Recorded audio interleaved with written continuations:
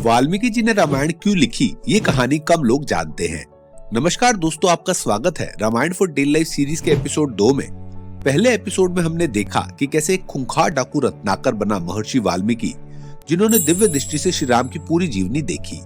कुछ साल बाद वाल्मीकि जी नारद मुनि से मिले और पूछा कि इस संसार में कौन है जो सब गुणों का भंडार है।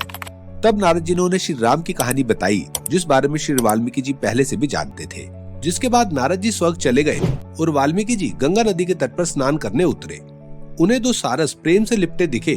तभी वहाँ एक शिकारी ने नर सारस पर तीर चलाया। मादा सारस विलाप करने लगी और वाल्मीकि जी को उसका दर्द महसूस हुआ। उन्हें याद आया कि नारद मुनि ने जो उन्हें कहानी सुनाई, उसमें श्री राम माँ सीता से अलग होकर भी कुछ ऐसे ही उदास हुए थे।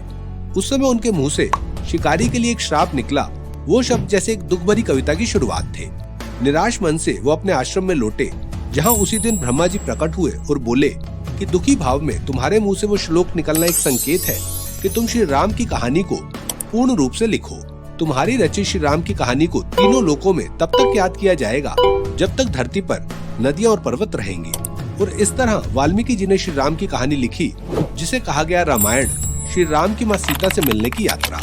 नई series Ramayan for daily life में श्री वाल्मीकि रामायण पूर्ण रूप से जानने के लिए फॉलो जरूर करें।